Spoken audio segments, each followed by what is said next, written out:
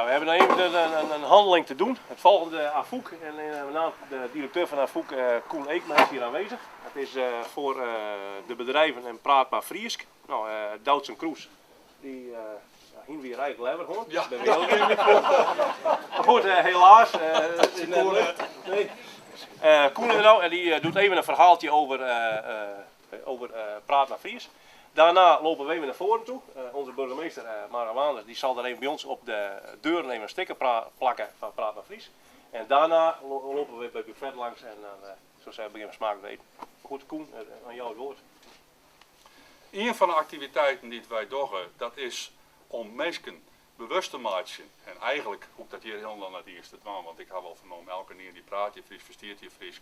En is ik met Fries heel goed waande. Maar zover dat het nodig is om mensen bewust te maken van de rol die taal spelen kan. En natuurlijk heel belangrijk, als we vinden dat de taal oerdroegen wordt naar een volgende generatie, dat we dat doen in het onderwijs, maar ook in de opvoeding van zijn eigen baan. Maar elke een kan dat dwang op zijn eigen plek en op zijn eigen wezen. En daarvoor hebben wij ambassadeurs nodig. En een van die ambassadeurs, dat is Doutzen Kroes, die gewoon lid van op wat voor niveau in de broadcasting functioneert. De taal van het hart, de taal van die cells, dat is belangrijk. En die is ook belangrijk genoeg om u te dragen en uit te dragen. Nou, Jim kennen als ondernemer hier in Dokkum, ik diezelfde rol als ambassadeur hebben. Liek als Doutzen dat op haar manier toch, kan Jim dat ik hebben. En waarom dan? Want wat is dan die meerwaarde van taal in het ondernemerschap? Nou, ik had het niet correct, heel treffelijk verwoorden jet terug Ingrid van bureau Start. Die zei van, dan kennen we gewoon dwang, mijn klanten. En dat we, dat jouwt al aan, dat we het net meer hebben hoe jou en ik, maar we hebben toe we. We hebben al wat meer skippelijk. We staan al dichtbij en waar. En bij de actie Praat maar Fries willen wij dus net alleen nog maar de nadruk lezen op het Fries, maar we willen ook de nadruk lezen op het meertaligers. Want iemand die meertalig is, die meerdere talen broekt, die had ik vaak de mogelijkheid en die had ik vaak het vermogen om oorentaal makkelijker te leren. Als ondernemer ben je afhankelijk van communicatie, ben je afhankelijk van talen. Hoe meer talen dat je broeken kennen, hoe beter je de taal van je klant broeken kennen, hoe makkelijker mogelijk dat ondernemen in zal.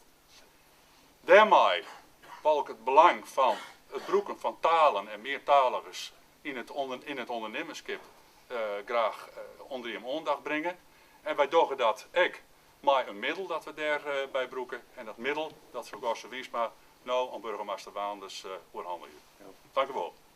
Ik vind dat het prachtig verwoord is wat de meerwaarde is, ook van dit soort acties. Het heeft ook te maken met het zelfbewustzijn van de Friezen, ook van Friese ondernemers. De Friese taal is een prachtige taal en het gaat inderdaad ook om de meerwaarde van de meertaligheid. En als kinderen naar school gaan en als het Fries de memmetaal is, dan is het goed dat ook op die basisschool dat onderwijs in het Fries op een goed niveau wordt gegeven. Naast het Nederlands en wat mij betreft, en daar zijn een flink aantal basisscholen in Friesland ook mee bezig met een derde taal, met het Engels in die hogere klassen. Kinderen kunnen dat prima aan, dat is alleen maar meerwaarde en daar streven we ook naar. En er komt een tijd dat ik het ook in het Fries dwang zal, maar dat doe ik nog even. Ja. Echt?